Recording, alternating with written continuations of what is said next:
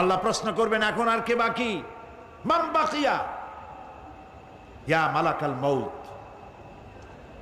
মালাকুল মউত বলবেন, হে আল্লাহ তাআলা, এখন তোমার সামনে আমি দাঁড়িয়ে আছি, আর কেউ নাই।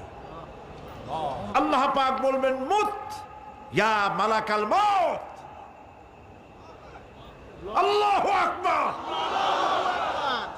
মুত ইয়া মালাকুল মউত, মরে যা, মরে যা। মালাকাল মউত মরে চলে যাবে, এরপরে আর কেউ নাই। আল্লাহ রাব্বুল আলামিন এই অবস্থায় কত বছর কত কাল চলে যাবে আল্লাহ পাক ভালো জানেন, কেউ নাই।